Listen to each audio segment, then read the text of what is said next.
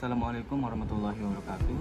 Kenalkan, saya Gusti Surullah dari Institut Sains dan Bisnis Internasional, Prodi Pendidikan Matematika. Di sini saya akan menjelaskan tentang materi pencerminan. Langsung aja kita masuk ke definisi 4.11. Pencerminan terhadap garis S ialah suatu pendekatan pencerminan garis S yang untuk setiap titik P pada bidang dipenuhi sebagai berikut. Untuk titik P pada garis S, mencerminkan garis S terhadap titik P sama dengan titik P.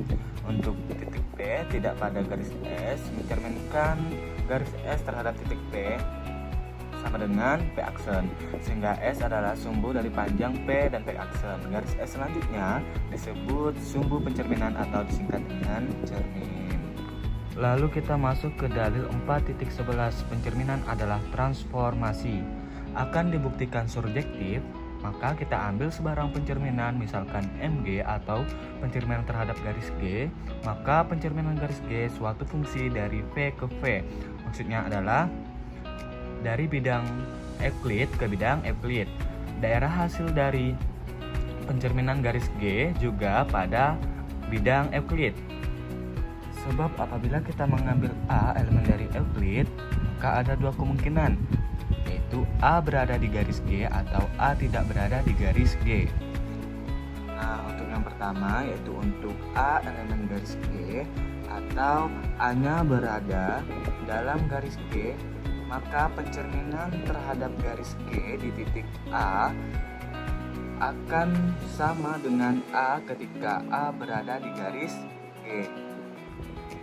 Sedangkan untuk A bukan elemen dari garis G atau untuk A-nya tidak berada di garis G, maka pencerminan terhadap garis G itu di titik A sama dengan A aksen. Nah, ketika pencerminan sama dengan A aksen, maka akan membentuk sebuah garis A aksen untuk benda dan bayangannya. Artinya apa? Artinya garis A aksen itu bagian di bidang V itu juga, sehingga A aksen elemen di bidang V, artinya A berada di bidang V juga. Jadi pencerminan terhadap garis G fungsi dari V ke V atau dari bidang Euclid ke Euclid. Nah, sekarang kita akan mengambil A aksen sama dengan V. Berarti sama, berarti ada A aksen yang berada di garis G atau A aksen yang tidak berada di garis G.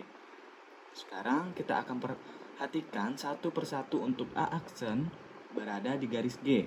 Maka akan ada prapeta A sama dengan bayangannya, sehingga pencerminan terhadap garis G di titik A sama dengan A aksen.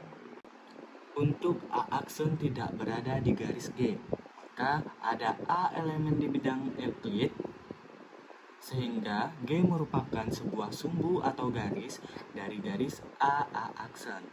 Hal ini berarti bahwa pencerminan garis G terhadap titik A sama dengan A aksen. Artinya A aksen mempunyai prapeta yaitu A.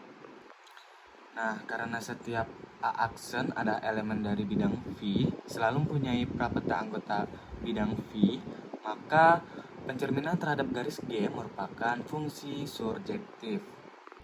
Sekian materi yang dapat saya sampaikan mengenai pencerminan adalah transformasi. Saya akhiri. Wassalamualaikum warahmatullahi wabarakatuh.